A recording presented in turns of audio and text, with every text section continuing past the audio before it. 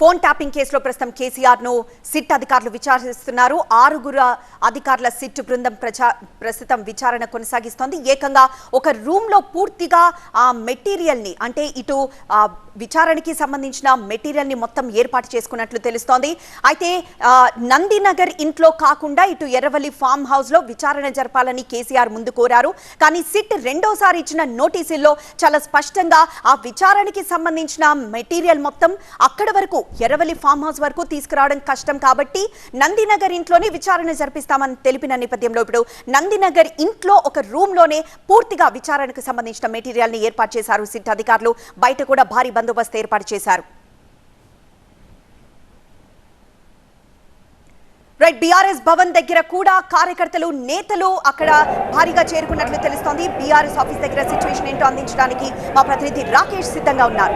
రాకేష్, ప్రస్తుతం అక్కడ ఎలాంటి సిచ్యువేషన్ కనిపిస్తోంది? ప్రస్తుతం కేసీఆర్ సిట్ అధికారులు కేసీఆర్ ని ప్రశ్నల వర్షం కురిపిస్తున్న నేపథ్యంలో ఇక్కడ ఒక గంభీర వాతావరణం కనిపిస్తోందా? అక్కడ విచారణ ప్రారంభమైంది. ఆ ఉత్కంఠ వాతావరణం ఇక్కడ కనిపిస్తుంది. ఏం అడుగుతున్నారు, ఏం జరుగుతుందనే ఒక ఉత్కంఠ అయితే ఇక్కడ తెలంగాణ భవన్లో కనిపిస్తుంది. వేలాది మంది కార్యకర్తలు ఉన్నారు. చుట్టుపక్కల పోలీసులు అంతా కొంత రిస్ట్రిక్ట్ చేస్తున్నారు, బ్యారికేడ్లు వేస్తున్నారు. ఇక్కడ నుంచి నందినగర్ వైపు, క్యాన్సర్ హాస్పిటల్ వైపు వెళ్లకుండా కార్యకర్తలు ఆపుతున్నారు. ఉదయం నుంచి రకరకాల పద్ధతుల్లో నిరసన కార్యక్రమాలు అయితే ఈ గేట్ ముందు జరుగుతూనే ఉన్నాయి. నల్ల బ్యాడ్జీలతో మొత్తంగా ఈ తెలంగాణ భవన్ నిండిపోయినటువంటి జనాలు కనిపిస్తున్నారు. దాంతోపాటు నల్ల బెలూన్లు వదిలేశారు, నల్ల జెండాలతో నిరసన చెప్తున్నారు, బైక్ ర్యాలీలు తీస్తున్నారు. గేటు ముందు అప్పటి నుంచి కంటిన్యూస్గా కూడా ఈ నిరసన కార్యక్రమం జరుగుతుంది. అటు మంత్రుల నివాస ప్రాంగణం, మినిస్టర్ క్వార్టర్స్ ముందు కూడా ధర్నా చేశారు. ఇంకొన్ని ప్రాంతాల్లో సిటీలో అరెస్టులు కూడా జరిగాయి.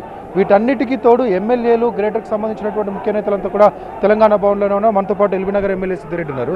చెప్పండి, అసలు భయపడినప్పుడు ఎంక్వైరీకి రాకుండా లేకపోతే ఇలా భారీ ర్యాలీతోనో పెద్ద ఎత్తున రావడానికి కారణం ఏంటి? ఇంత హంగామా ఎందుకు అనేది టీపీసీసీ ప్రెసిడెంట్ అడుగుతున్నటువంటి ప్రశ్న.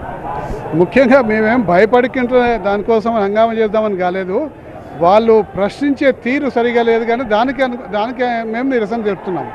ఎందుకంటే నిన్ననే లెటర్ ద్వారా క్లియర్ కట్గా ప్రభుత్వానికి సందేశం పంపించిండు.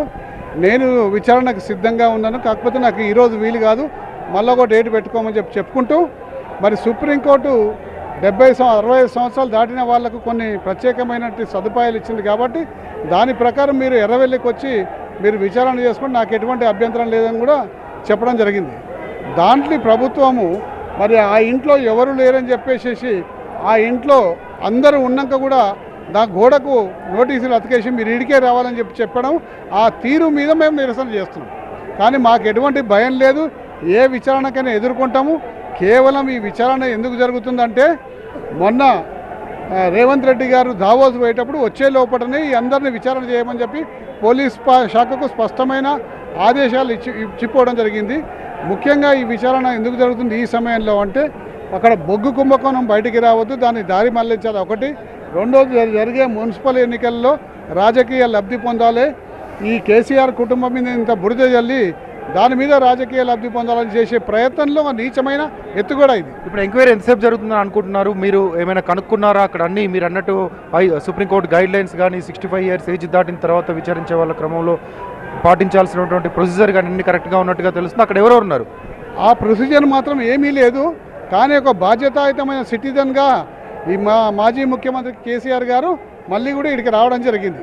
దాని మీద పోయి కోర్టుకు పోతే స్టే వచ్చేది. కానీ మనం ఒక బాధ్యతాయుతమైన పదవిలో గతంలో చేసినాం కాబట్టి, ఇవాళ మాజీ ముఖ్యమంత్రి హోదాలో ఉన్నాం కాబట్టి మనం విచారణకు సహకరించాలని చెప్పి ఎర్రవెల్లి ఫామ్ హౌస్ నుంచి ఇక్కడికి రావడం జరిగింది. నిరసన కార్యక్రమం గేట్ దగ్గర కూడా జరుగుతుంది పెద్ద ఎత్తున. ఇలాగే కంటిన్యూగా ఉంటుందా ఈ రోజంతా? కేసీఆర్ ఎంక్వైరీ అయిపోయే వరకు ఉంటుందా? అయిపోయిన తర్వాత ఇక్కడ తెలంగాణ భవన్ నుంచి అందరూ నందినగర్ వెళ్తారా?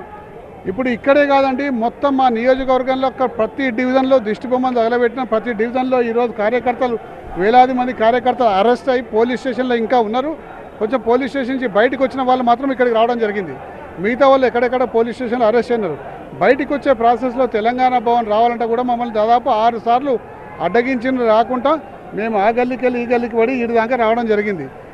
నగరం మొత్తం కూడా కార్యకర్తలు అందరూ కూడా ఎక్కడికెక్కడ బీఆర్ఎస్ శ్రేణులు అంతా కూడా రోడ్ల మీదకి రావడం జరిగింది. విచారణ జరిగే క్రమం మీద మేము నిరసన వ్యక్తం చేస్తూ ఉన్నాం. Thank you. ఇది తెలంగాణ భవన్కి రావాలంటే కూడా అడ్డుకుంటున్నారు, ఎక్కడికక్కడ అరెస్టులు చేస్తున్నారు. కష్టపడి అక్కడ ఇక్కడ పోలీసులను తప్పించుకొని ఎమ్మెల్యేలమే ఇక్కడ వరకు రాగలిగామంటున్నారు సుధీర్ రెడ్డి. దాంతోపాటు ఇప్పుడు కూడా గేట్ ముందు ఇంకా ఆందోళన కొనసాగుతూనే ఉంది.